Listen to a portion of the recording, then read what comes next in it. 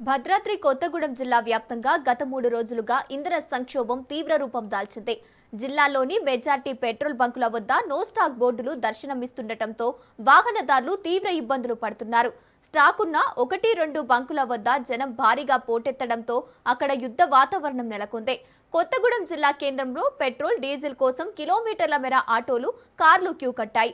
కేవలం వాహనాలే కాకుండా డబ్బాలు, క్యాన్లతో జనం బంకుల వద్ద ఎగబడుతుండటంతో పరిస్థితి అదుపు తప్పుతోంది. దీంతో పోలీసులు రంగప్రవేశం చేసి ట్రాఫిక్ ను క్రమబద్ధీకరించడమే కాకుండా బంకుల వద్ద ఎలాంటి అవాంఛనీయ ఘటనలు జరగకుండా గస్తీ నిర్వహిస్తున్నారు. దీనిపై మరింత సమాచారాన్ని మా ప్రతినిధి నవీన్ అందిస్తారు.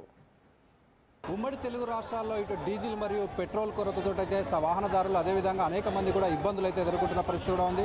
ముఖ్యంగా మనం చూసుకుంటే ఏదైతే ఏజెన్సీ జిల్లా అయినటువంటి భద్రాద్రి కొత్తగూడెం జిల్లా వ్యాప్తంగా కూడా అనేక బంకులు కూడా ఇప్పటికే మూతపడటంతో అంటే కొన్ని బంకుల్లోనే డీజిల్ మరియు పెట్రోల్ అయితే దొరుకుతుండటంతో ఇక్కడైతే అంటే జనాలు ఒకటేసారి ఎగబడి యొక్క డీజిల్ మరియు పెట్రోల్ని పొందేందుకైతే వీరు ఇబ్బందులు పడుతున్నట్లుగా చూడవచ్చు. ముఖ్యంగా మనం చూసుకుంటే ఏదైతే విజువల్స్లో చూసుకుంటే క్యాన్లను సైతం తీసుకొచ్చే క్యాన్లలో ఈ డీజిల్ని తీసుకుపోయేందుకు ప్రయత్నాలు చేస్తున్నట్లుగా కూడా చూడవచ్చు. అయితే ప్రభుత్వాలు ఇప్పటికీ ప్రభుత్వాలు కావచ్చు లేకపోతే అధికారులు ఎవరు కూడా క్యాన్లలో తీసుకెళ్లొద్దు, లీటర్ నుంచి ఏదైతే అంటే టూ వీలర్కి కావచ్చు లేకపోతే 4 వీలర్ ఈ విధంగా డివైడ్ చేశారు. అదే ఆంధ్రప్రదేశ్లో చూసుకుంటే మాత్రం ఖచ్చితంగా ఈ 2 వీలర్స్కి 4 వీలర్స్కి అదేవిధంగా లారీలకి ఈ విధంగా దీనికి ఎంత పడితే అంత తీసుకెళ్లాలని చెప్పారు. కానీ ఏదైతే డీజిల్ మరియు పెట్రోల్ కొరత ఉందంటూ కూడా చెప్పడంతో ప్రజలందరూ కూడా ఒకటేసారి ఎగబడంతో ఈ డీజిల్ కొరత అయితే వస్తున్న పరిస్థితి కూడా ఉంది.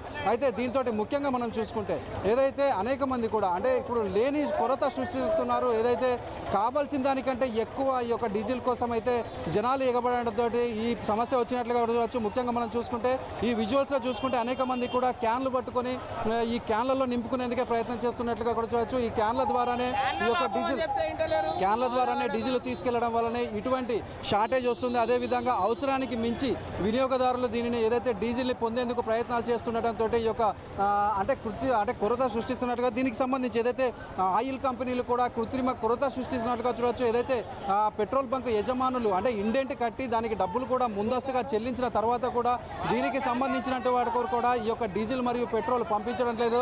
ప్రతిదానికి కూడా 3 నుంచి 4 రోజులు అంటే ఒక ట్యాంకర్ రావడానికి 3 నుంచి 4 రోజులు తీసుకోవడంతో ప్రతి బంక్కు కూడా సగటున వారానికి 2 నుంచి 3 రోజులు బంద్ చేసుకొని ఉండాల్సిన పరిస్థితి కూడా ఉంది. ఇది ఒక పెట్రోల్ బంకులలో అయితే ఇటు ఆటోలు సైతం ఆటో డ్రైవర్లు అదేవిధంగా సామాన్యులందరూ కూడా వేచి చూస్తున్నారు. అయితే ఈ యొక్క క్యాన్లకు సంబంధించి క్యాన్లలో కొట్టడం వల్లనే ఇటు ఆటో డ్రైవర్లకు సంబంధించి ఆటోలు కావచ్చు లేకపోతే కమర్షియల్ వెహికల్స్ అయితే డీజిల్ సరిపోట్లు అన్నట్టు కూడా వీరు వాపోతున్నారు.